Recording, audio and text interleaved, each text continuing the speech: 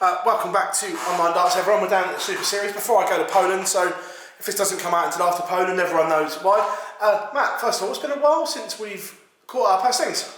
Well, there's going to be a lot of opinions shared, I'm sure, here, but yeah, things are going actually really well.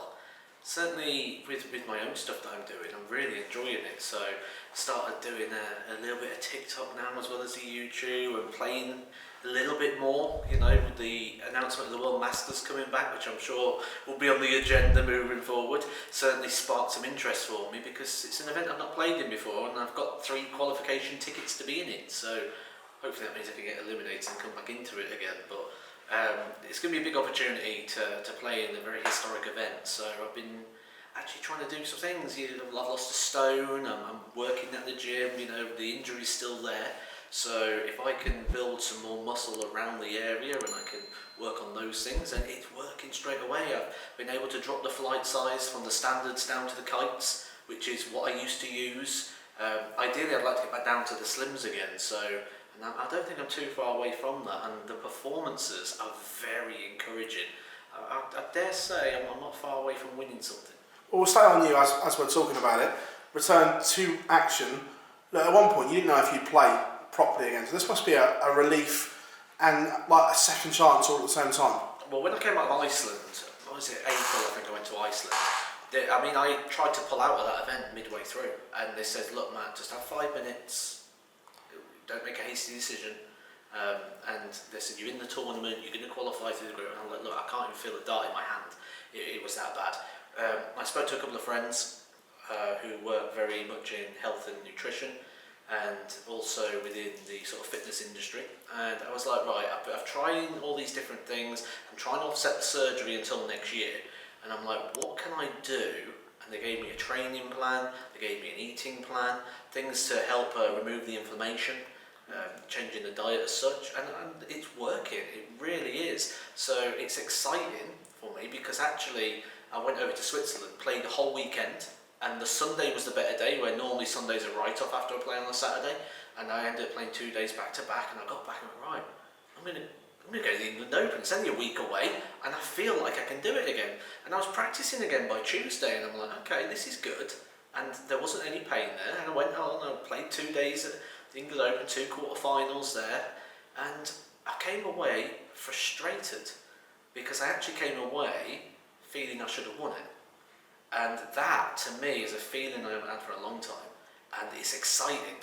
And then when I look at the road ahead, we're like the 6th month now, and you think, right, Lakeside's in 5 months, the World Masters in 3, so I'm literally going to clear my diary for the most of August, and I'm going to spend August practicing darts, and I'm going to see if I can upset a few apple carts and see if we can take one of those big titles. Well, pretty much guaranteed Lakeside now, if I read the tables right. You look at it more than me. I've looked at it and pretty much guaranteed. Yeah, they said originally the guarantee was around about the 360 mark. I'm on 362. So I'd like to strengthen that up a little bit more. I will do some more opens. I believe I'll be going to Sweden in the middle of August. I will do the World Masters and the World Open.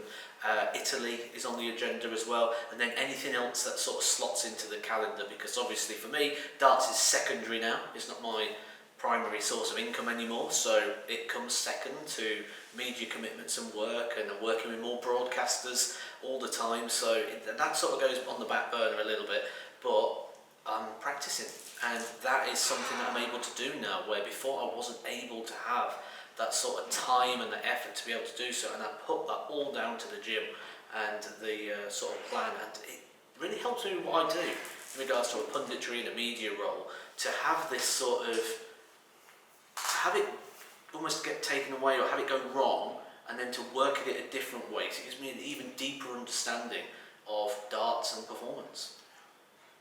The weekend, the Ilfracombe, a lot of bad publicity. We saw it before you did your video as well, about the draw and the situation. Obviously it affected you because not being seeded, and I was the seed and of all people they could have happened to, someone with a channel that will broadcast it. And look, I completely understand these things can happen, but the way it was fixed is surely completely unacceptable. And with a lot of ranking point, WDF ranking points on offer for these events, surely England darts have to do better in this situation.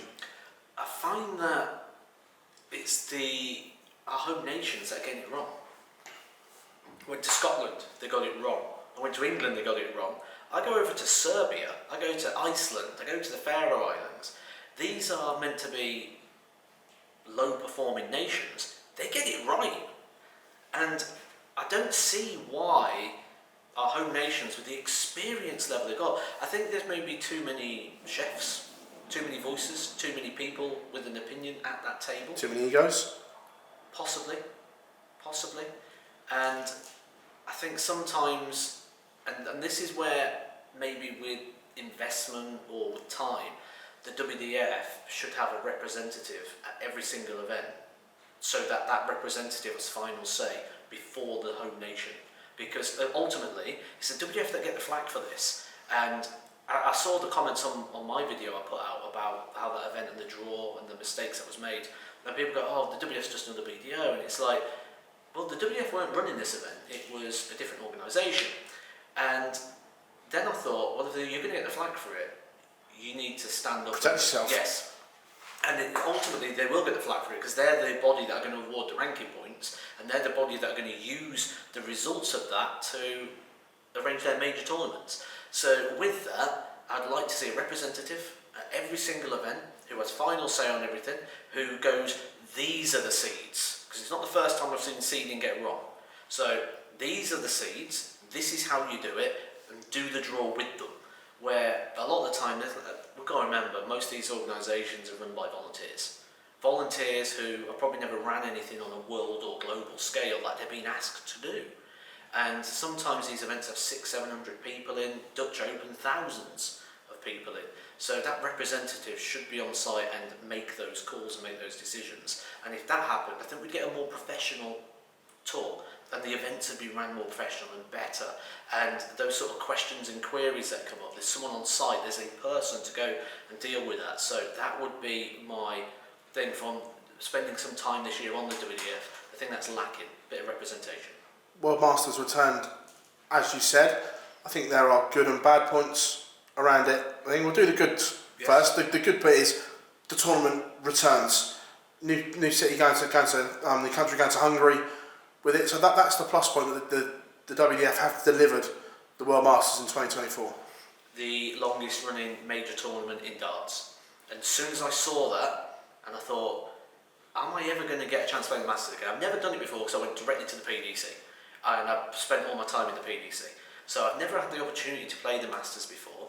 And with me being a ticking time bomb, and 1 week it's great, the next it's not, how many chances am I going to get to play the Masters, the 48th edition of the world's longest event? And I'm really looking forward to the challenge and getting involved. It looks like I'm going to be seeded as well, which, you know, I'm just excited at the prospect of playing in the event. Now, that's me, who lives in a very luxurious position, who's got good sponsors, good backing. I can take time off and it doesn't affect anything because I work for different broadcasters on a freelance basis. I earn good money doing what I do. So I'm in a very privileged position. Your smile says, oh, you know what's coming. Yes. However, this is a tour that is made up of amateur players who have full-time jobs. And I think the prize money, especially with the location, I think that's a little disappointing. For me, I'm not bothered the prize money. Like, it doesn't affect me. I'm going for trophy.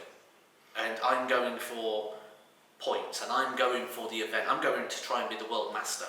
To some people, they're looking at this going, I've got to make the quarter-final or the semi-final just to break even. Because they don't have, let's say, the sponsors or the backing or the luxury position that I do. And I don't think there's many people that are doing that. Now, I could be very selfish and sit here and go, well, but what I'd like to do is I'd still like to try and get involved and help and develop and grow these wherever I can with whatever business interests or ventures or connections that I've got, and hopefully we can continue to have conversations to develop this, because like I say, the World Masters being back, it's got a place on the darting calendar. And it really is a leapfrog. When you look over the last years, yes, years ago it was the be-all and end-all. It was a massive tournament. Now it's a leapfrog. And look at the people who have won it in recent times. They've all gone on to do very well, whether that's getting tour cards or, in Glenn Durrant's case, go even further and pick up the Premier League. So it does have a place on the calendar, absolutely. I would just like to see it be a little bit more prestigious, but for now, as a one-off, hopefully that's what it is. Well, that was my point. The prestige that goes with being the World Master is huge, but we've already seen players take to social media saying, I'm not going because I can't afford to go. And a tournament as prestigious as the Masters, that should never be the case, in my opinion. As a player, do you agree with that? Absolutely, absolutely. And in a way, as someone who's 100% going regardless, and like I say, I know my position, I want the best players there. I want that event to be a flagship. I want people to tune in and watch that and go, this tour has talent, because it does. One thing I've really learned, I was very ignorant before I did the WDF. It's okay when I'm sat over a tour card and I'm playing at Ali Pally and you look at Darts Connect and you look at it and you go, oh, they're all terrible, I'd walk that. But actually the environment in which they play in, and the waiting and the gaps and the preparation and all the different things that being in a professional world allow you to hit that great performance. We see it in the Super Series. How often do you see a player come in, you look at the averages and go, he's never averaged over 75 all year, then the winner group averaging 90, because we give them the proper conditions and preparation. So absolutely, in regards to that, there's a chance here to do that, and there's a chance to really highlight the system and the talent that's within there. The other thing I want to talk about the Masters is, when it came back 2 years ago, it was very widely criticised for the change in format by pretty much everyone. I may have missed some people that liked it, but like you reading at the time, I didn't read too many current players, ex-players that liked the change. Have they missed an opportunity to revert back to the World Masters format? I think they could, from a broadcasting point of view. So there's going to be a lot of players here. We've got 2 years worth of qualifying players. It's going to be a round robin, I believe, to start with, to get down to a 64 and a knockout. If, let's say, for example, even if it was a YouTube streamed event, and they went, right, we're going to broadcast from last 16, that's the point it should go to Masters format. I don't think early on, with the amount of games and the amount of players they've got to get through, it's feasible to have that format. And I think legs would be the way, just to make sure it runs smoothly. Otherwise, you're going to have players sitting around 4 or 5 hours between games. So early on, legs, and then when it comes to a broadcaster where it's 32, 16 quarters, that's when it should be, because that's what's in the public eye. That's what people want to see. So I agree with you, but on that, but have they still missed the opportunity to do it at that point though, as well? They've missed the opportunity as of now, but there's still time. There's still time to put that right. And you know, when you look at this being the oldest running tournament and all the different prestige, I mean, I'm having a special shirt made for the event, which is going to honour the 48 years of that event. I like that. And it's going to have all the past winners are going to be piped into the shirt, and it's going to be designed with the history of the event. And with that, for me, I look at this is the World Masters. You know, this is something I grew up watching. This is something I've stood at Bridlington watching Tony West and Barneveld, and Tony West and Dudbridge the year before, wasn't it? Yeah, you know, 100%. And you look at the players that have sort of played in that event and the players that have won it and all that, the history of it. And I'm thinking, if I'm getting so excited for this, surely someone in the organisation is, and they go, rather than just throw this event out, let's make this a bit, yes, we can't make this as big as we can with the headline story of this is going to be a good prize money that's going to change somebody's £10,000 winner, and that's the winner. It drops off very quickly. So we can't compete the Masters on a price and scale. So let's sell the history, let's sell the glamour, let's sell the glory, let's sell the prestige, because no one's going there because they think they're going to make money. People are going there for the prestige of the event. So make it as prestigious as we can. The history of that event is huge. Let's live on that. Staying on the amateur, semi-professional circuit, whatever we're going to call it. Massive news from the ADC. It's something that you said they needed. Yep. They've delivered. There will be an end of season finale to the ADC tour in the Global Championship. Huge moment for the ADC on the amateur landscape. It's what's been missing, isn't it? A payoff. You know, you could be ADC number 1. What does that mean? It means nothing. Now it does. Is the application of it what we'd probably have hoped for? No, if I'm being honest. But it's a step forward. and it's a first step forward. That's what I remember. This is step number one. However it works, however it comes across, this is only step number one. For me, the biggest issue is how does it differentiate from the Super Series? And it looks and feels like a Super Series. We're going to have a lot of players in it that we normally get here at the Super Series. It's going to be in the same venue, under the same format. And I just think with that, it may not have the identity that it should have. That being said, it's step number one of a long process, and it's a good step forward. It's a sizable prize fund, which is great again for the amateur player, especially someone who could play Lakeside the week before, then playing that the week after. They could have a very good December, especially if they do quite well in it. So it's a massive step forward, and I think it's one of them that it's probably best to leave judgment until we've seen it, and then I think in reflection, the changes that will get made, I think will make it better moving forward. It feels like there's a little tussle going on now between the WDF and the ADC for bragging rights, which, look, competition is good in sport. And if you look at the two on paper at the moment, you'd say if you could have the production that we know the ADC is going to have here with the field and the longer format that the WDF is going to have, you'd have the perfect outcome. But which one right now would you rather have? Well, I think for me it's an easy one due to the fact where I've hanged my hat at the moment, which is the WDF, and that's just because they've got the history and the prestige. And that's, you know, as a non-tour card holder, ideally what you want is you want the prestige. You're not going to get massive money, you know, you might earn a good paycheck somewhere, but not many people do earn a good paycheck in regards to a whole season. Most people are at a loss or at even or just a little bit over the expenditure.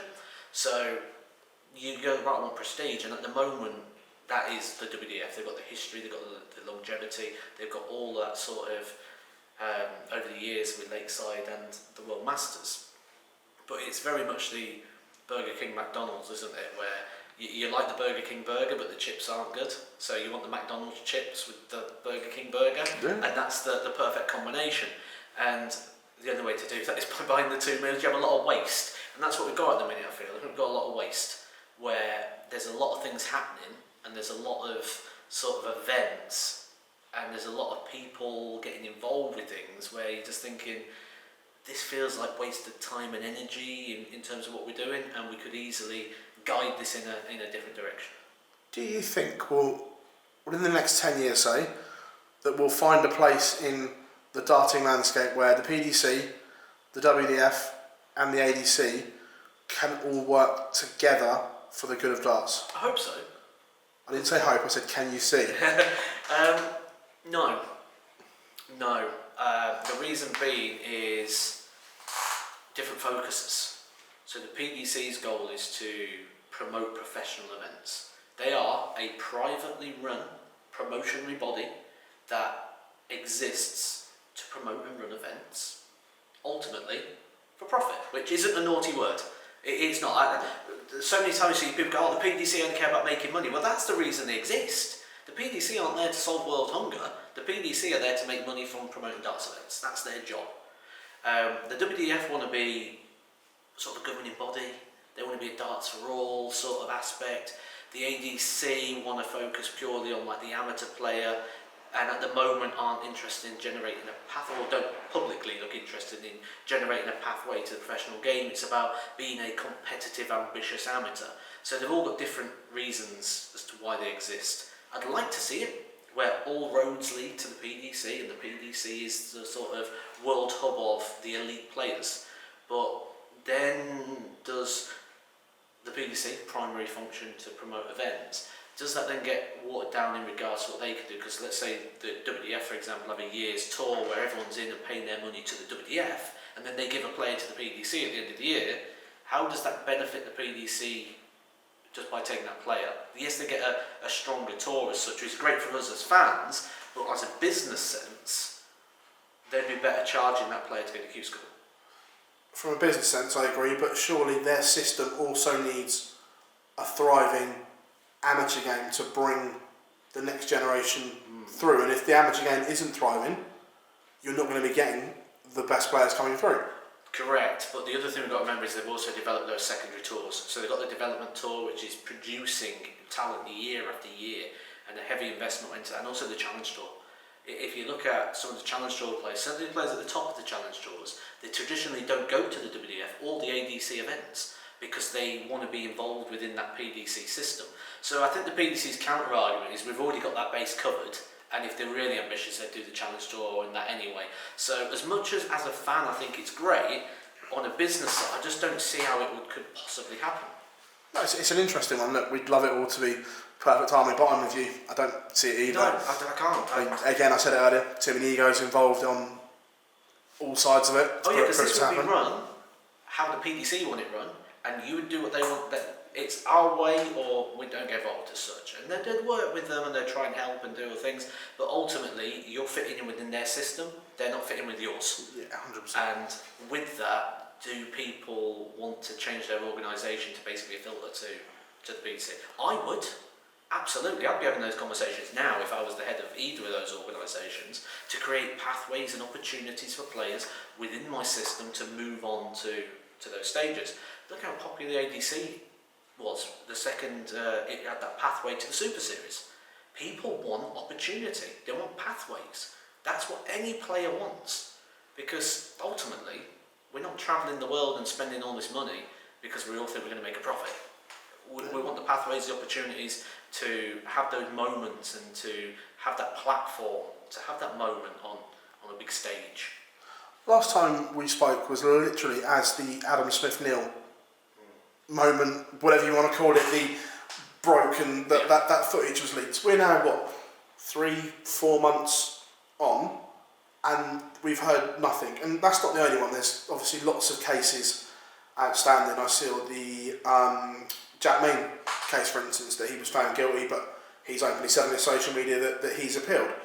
Do the DRA need to be better here in terms of making it right for the players? But if players are guilty of anything, then by all means, punishments are there. Am I still DRA registered at the minute? I'm trying to think before I go in on this one. But the time the DRA are taking to deal with cases and either punish or find players innocent, it's not really acceptable, is it? The time this is dragging on. And I'll use Adam Smith-Neil as a marker here. Look, we all saw what happened, but he's been suspended without punishment for a long time. Surely it doesn't take this long. What do you like? If you get arrested, it's like 24 hours they can hold you for without charge, isn't it? Before they've got to release you. Yeah. And there's all sorts of cases very similar where you've only got a certain time frame, and maybe that's what we need to see as well. Because actually, what's happening here, we saw what Adam Smith-Neil did. It's an open and shut case. There's no debate. But he's not been. It's still. There might have been other factors, mitigating factors, but what happened was unexcusable, regardless of regardless of what he said to you or what he called your mum or whatever it was. So, what he called your mum? There's a schoolboy coming out in me, isn't it? So, but I think there needs to be a time frame, because actually what he's doing, he's sitting at home and he's waiting. He's just waiting for a letter or a phone call. And actually what's happening is the card that he earned and the opportunity he's earned is slowly being taken away. Yes, by himself, but I'd like to see maybe we're opening an investigation, we can only keep it over 28 days. If we can't solve it within 28 days, case closed. And I think maybe that will be something that develops over time, the more that people sort of voice their opinion, certainly in these sort of debates, because they're a full-time organisation. I don't see what's taking so long. But this is my point, that they're meant to be looking after the sport of darts, not just PDC darts in general. Most organisations come under DRA sanctions, so they're obviously getting paid money by these organisations as well. They're getting paid money by the players. The players are funding them. And this is my point, that I used the Jack Main case as an instance. That he was found guilty by the DRA, fair enough. He's openly said, I am going to appeal because I think you are wrong. And we're still nothing.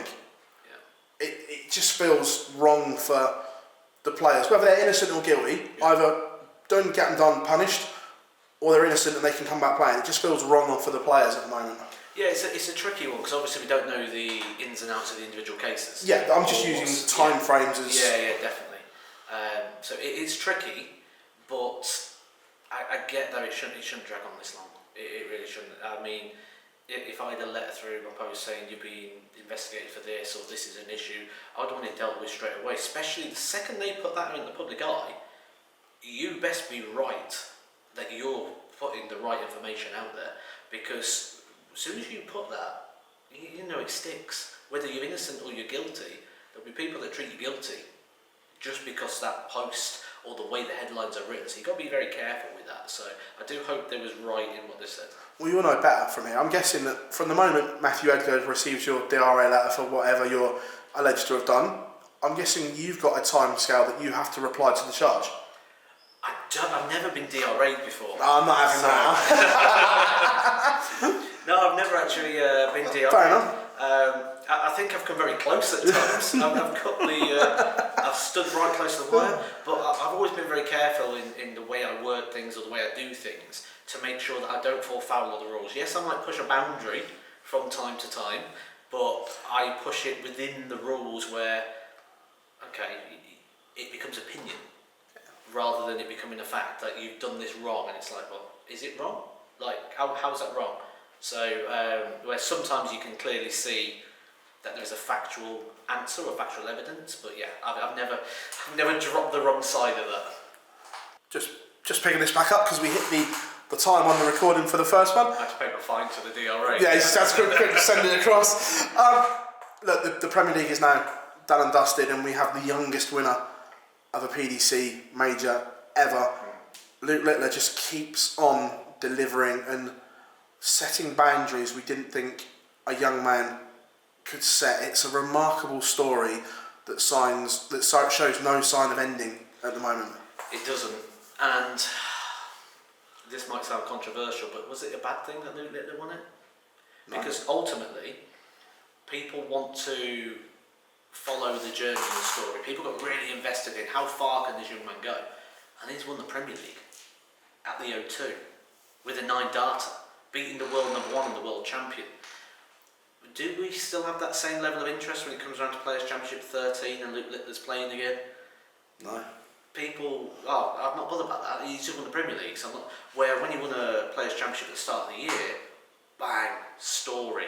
And we're wrestling fans. And WrestleMania 40 this year, Cody Rhodes won the belt. What a moment. 13 million views on YouTube within days.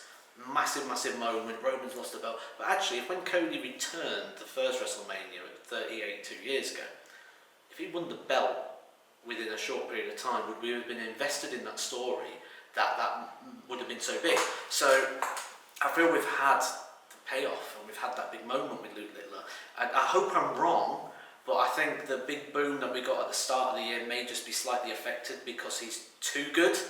And he sort of give everything that people wanted to see, and he's give them all those moments, and all those people that was tuning in to see him have seen it.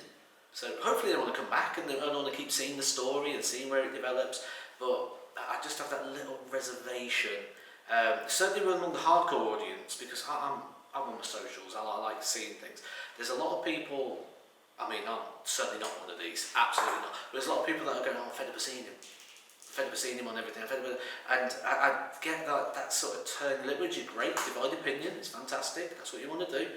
If you care about something, it's working. The worst thing to do is have to go on stage and no one really sort of react.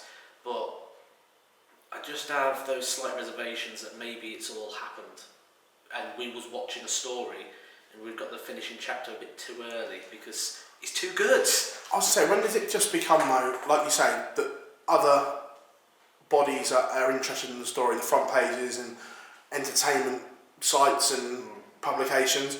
When does it just become about a world-class dart player winning darts games and tournaments? Now, that's what I mean. We're at that point, and the story's gone of this young man, how far can he go? We know how far he can go. He can be the world number 1. He's beat everyone, and he's beat everyone on the biggest stage. Won the Premier League. Probably a multi-millionaire, and it's like, how far can you go? To the top, and he's proved it. So yeah, that's for me, but for me that's a question mark, but I personally love watching it. I do, and because obviously I've been watching Luke Littler since 12, 13 years old. I've followed the story of Luke. I've loved parts of the journey. On his birthday, going to a UK Open qualifier, then performing well at the UK Open, you know, coming here at the Super Series and what he's done. We've watched him sort of evolve and grow, but also we look at that and we go, right, well, actually we've seen him evolve and grow in an environment where we can now do that. Because years ago we wouldn't have had this. You had broadcasted TV, that was it. And you think now, other players over the years who could have filled that position. And you think, well, there's probably not too many. But you go back to like a young James Wade. Imagine what it'd been like in the days of social media, the days of Super Series, when James Wade was coming through. I think we'd have had a similar story then. And how many years ago is that? Which just sort of shows you how rare these sort of moments are. And it's down to the technology and the developments and the sport. So it's a really intriguing story for me personally. I just worry that him winning that was giving the people that want to follow the story a payoff too quick. Were you surprised in the aftermath of the Premier League final, the world champion and world number one Luke Humphries was asked, do you need to cheat to beat Luke Littler? When he was asked, you're going to slow him down, you're going to do this to beat him. Look, the man's won, was it 5 out of 6 or 7 TV titles in a row. He's the world champion, the world number one, and you're basically asking, are you going to cheat to beat him? That's, it could be a good thing, could be a bad thing in regards to what's happened to Luke Humphries, because he's just been dwarfed by the story. It's not that anything else, it's just the story of Luke Littler. You know, I mentioned this before when we did the Luke Littler documentary. I said when Luke Littler and Luke Humphries played that World Championship final, the headline wasn't Luke Humphries is the new world champion, it was Luke Littler lost in the final. And it's been that way ever since. And it's sort of been overshadowed how good Luke Humphries is and what he's doing as a dart player, but that's because we've got a transcending talent in Luke Littler, who I don't think we're going to have in the sport for long. People talk about, what about burnout, what about alcoholics?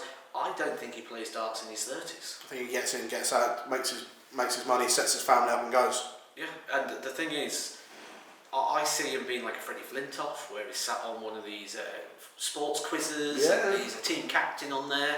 I think he'll transcend the sport. He's already the most followed player ever the sport's had, and he's been playing in the public eye as such for about 6 months. So I think it'll get to the point where it becomes a little bit too hard for him to commit to a professional lifestyle as a dart player.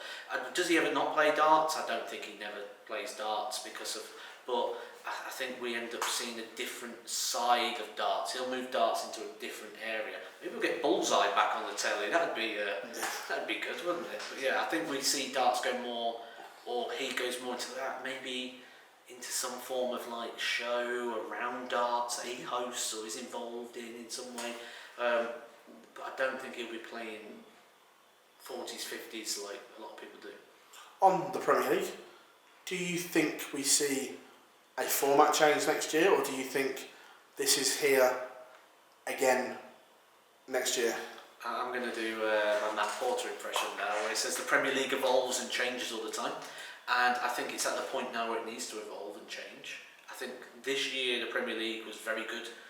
Viewing numbers, ticket sales, all very good because of Luke Littler. And because of, can Luke beat this guy and this guy?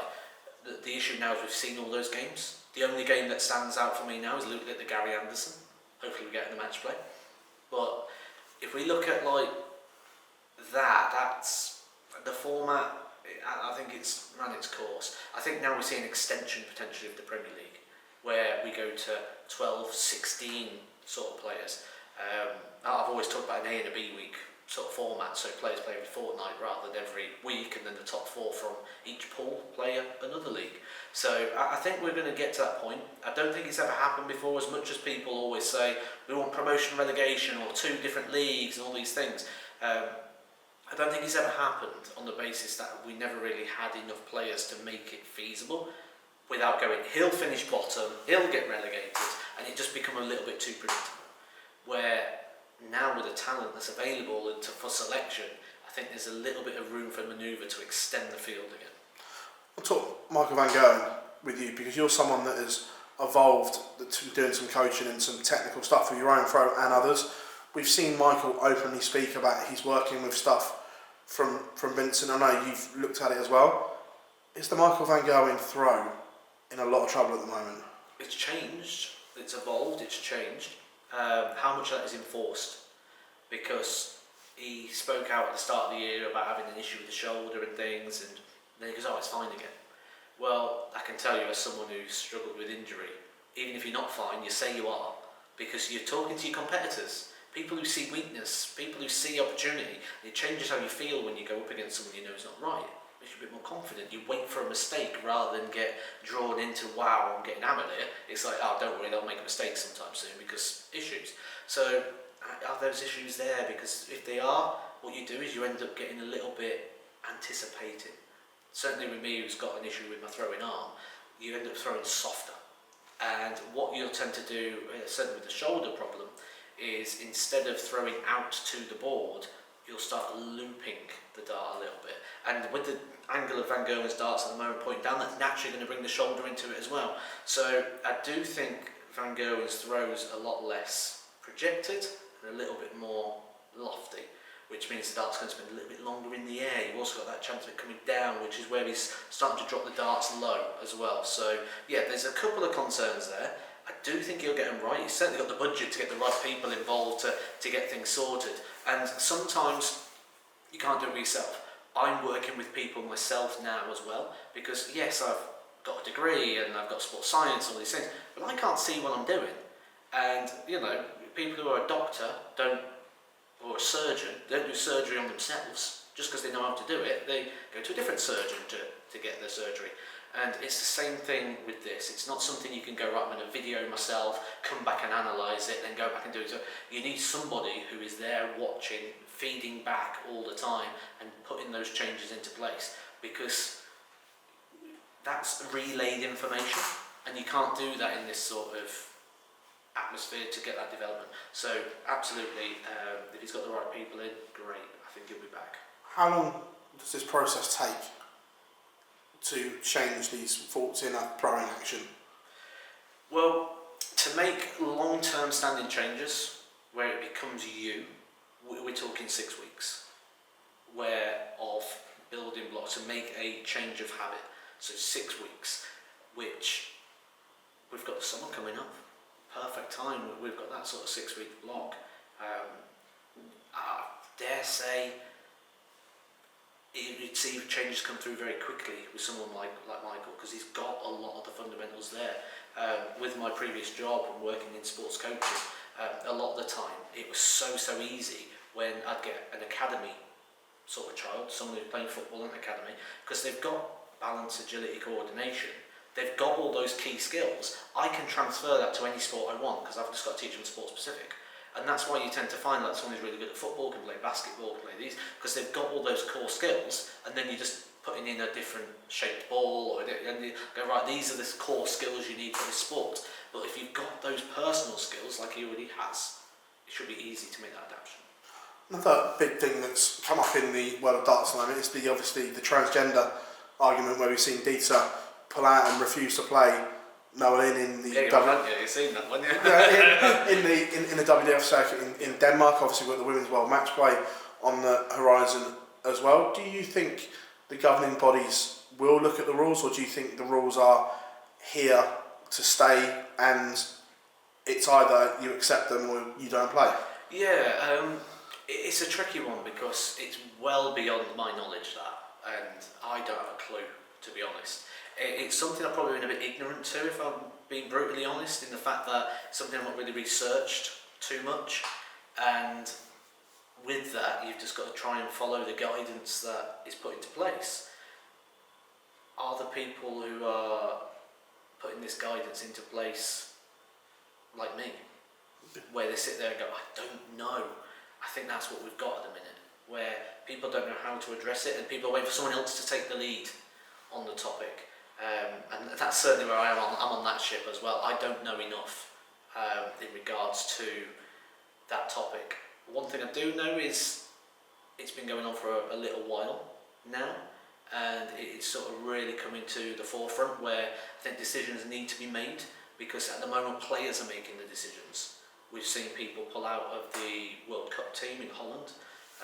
We've seen people pull out of tournaments, and I don't think it should be down to personal, whether the person or people involved receiving or giving the opinion. I don't think it should ever be a personal thing. This is something that should be happening way beyond individual cases. Yeah, no, it's an interesting. I'm trying to pick your Yeah. brain on it. Oh, I have no clue. Yeah, I don't understand it. I'm not going to pretend to. You know. The hallowed Winter Gardens is now on the horizon. We can see the World Matchplay. Few tournaments to go, and it could be an interesting little time. Probably 2 qualification places up for grabs. You say, looking at the rankings, that it's James Wade and Andrew Gilding who hold those places, but they're also the 2 at danger. Yeah. With the chasing pack, it's going to be an interesting race to the Winter Gardens. Absolutely, and I feel like there's a lot of missed opportunity this last one. James Wade went out early. I took a screenshot of the darts rankings after the first round, and virtually everyone in green was out. And I'm like, what an opportunity! They didn't cash it in. Still a £3,000 difference. So there's that question, though, isn't there? Does the romantic in you wants to see James Wade's been there ever since 2006, never missed a World Matchplay, but then there's part of you that thinks a player like Kevin Doherty is making progress and probably has more future than maybe James Wade does in the game. James Wade's of course going to have a future in the game, but again, story and development and watching that journey, Kevin Doherty is making a lot of progress. So it's like, do we want to see James again, or do we want to see someone new coming through? And I think that's the way darts are going at the moment. We're going to see a lot of changing of players and positions over the next sort of 6 months. We might be losing people like Ian White, Mervyn King, Renzo Suljevic, could be dropping off the tour. And these are people that were serial players in the top 32. So I think we're going to see a lot of changing of positions, but in regards to the match play, it's my favourite event of the year. Not just because the Winter Gardens, which is a great venue, not just because of Blackpool, which is amazing. I'm a proper Blackpool guy, love the place. It's so bad, it's good. But the format as well, because what we do is we take the best players in the world, according to the 2-year ranking system. We then take the most informed players in the world, according to a 1-year system, we put them head to head. And we see a lot of people argue, the ranking system's wrong. Well, this is the chance to prove it's wrong. Because this is your 1-year system against your 2. If your 2-year system's outdated, they should be losing to your 1-year system players. So I love that aspect of it. Gary Anderson and Luke Littler are going to be unseeded. Who wants them? Are they the 2 absolute nightmares that every one of those 16 seeds wants to miss? Josh Rock coming back to form as well. He's in there as well. No one wants Luke Littler. No one wants Luke Littler. The man's the Premier League champion.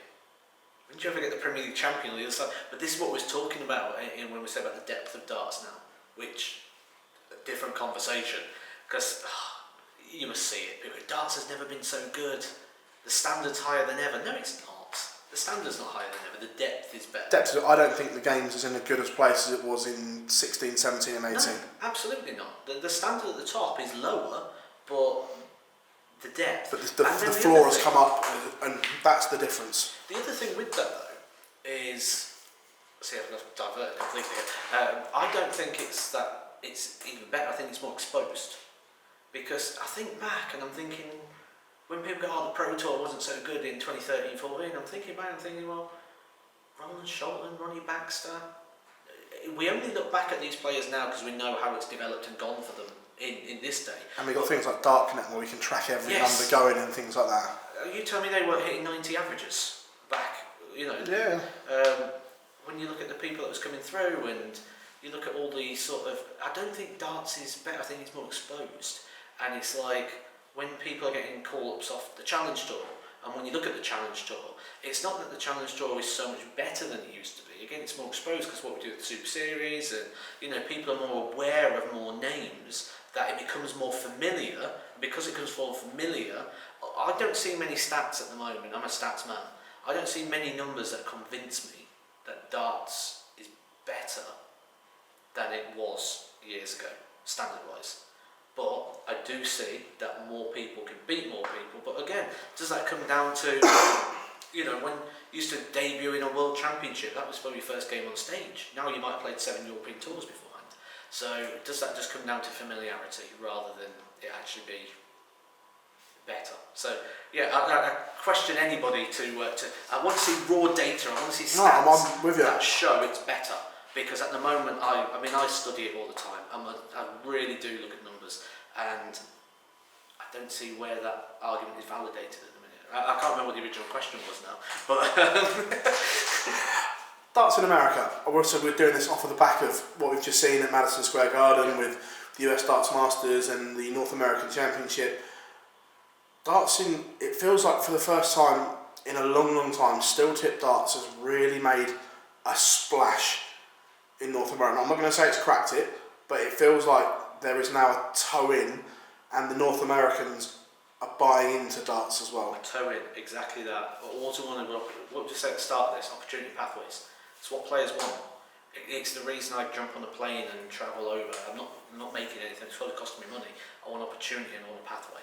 Same in America. Massive, massive country. Lots of travelling involved just to play any sort of localised event. If you're doing that, you want an opportunity and a pathway. CDC has done that now, and has the announcements come out for publicly in regards to toe-ins and? No. No. Okay. So yeah. So there's going to be more opportunities and pathways that are going to be created and developed for things like CDC and other tours and things. And I'd like to see even more on that side of things. We know now they've got a World Championship space, that there might be something else coming in the near future, but yeah, I'd like to see maybe a tour card allocated to that CDC top position. I agree. I think that would be a great thing. I think the standard's good enough as well that the top of the CDC Order of Merit gets a 2-year tour card. Yeah. I like that one. But the numbers at Madison Square Garden, the fans in there, the partnerships that the PDC have created from this North American week of media, as we call it, the fact that they went to the WWE headquarters, yes, and things like this. That I wasn't jealous about that. No, not at all. But the non-wrestling fans don't understand how big that is, putting darts in front of that audience. Yeah. You can't buy that. No, and ultimately, WWE don't do that. They don't. You know, they're very much a closed shop on majority of times. Yes, they're opening the doors up a little bit in different worlds, and you know, by the time this goes out, we might have even seen another big crossover with WWE and another organisation. But I was surprised when I saw it. Like, I've never thought darts had been involved in WWE, and certainly at the headquarters. So yeah, I was very, very jealous of that situation, to say the least. Yeah, look, it's the sport, like you say, is in a fabulous place right now. But where does it go from here? Yes, we are riding off the crest of this wave set by 16-17-year-old.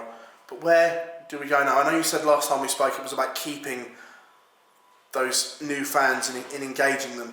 Where does the sport go from here? Because most sports evolve. I look at cricket, where it was quite boring at times. They evolved. We had the T20, the 100. How does darts evolve to capture this young audience? Because they want quick fire sport. And darts notoriously isn't that. So, in your opinion, how can the sport evolve and how do we get there? Individuality. Individuality is key. So darts is often compared to wrestling quite a lot, and obviously wrestling's been around a lot longer. Darts is an infant in regards to the sports, but a lot of comparables. WWE even said that very recently. There's a lot of comparables and crossovers with the two sports. But the one thing darts doesn't have until Luke Littler was a person you really cared about. You go to events more than I do, but when I've been to events, what I tend to do is I tend to look at the crowd as well, and some of them aren't even watching, some of them are, but in regards to it, 180, everyone's up, hey! Next player hits a 180, hey! The problem is, they just want to see good darts at the moment. They don't care about the person throwing the darts. Eventually, once you realise everybody who goes on that stage can play good darts, and I've just sat and watched 100 averages all night, you want something a little bit more. And that little bit more is the individuality. what makes me care about him beating him more than me just wanting to see a good game of darts. Because eventually a good game of darts will become boring because it's a good game of darts, and I've seen it for the last 2 weeks of the World Championships. I need to have some reason. Now, with certain events, as it gets further up, yeah, you've got the reason because of jeopardy and the prize money and the rankings. But what would make someone go, I want to buy a ticket because that player is playing on that night? And I think that's the next thing that needs to be cracked. Somebody who you want to go see because I want to see that person, not because I want to see darts in general. When we get that, that's when it will go to a whole new level, because you'll get you'll get merchandising involved, you'll get all sorts of different new income streams and avenues, not just for the players but for the organisation, and then that individuality will just skyrocket the sport. That is, for me, the biggest key. Matt, we've almost done an hour, and I know you've got some prep to do, mate, so I'll let you go, and thank you very much, as always, as we put the darting worlds to right. No problem.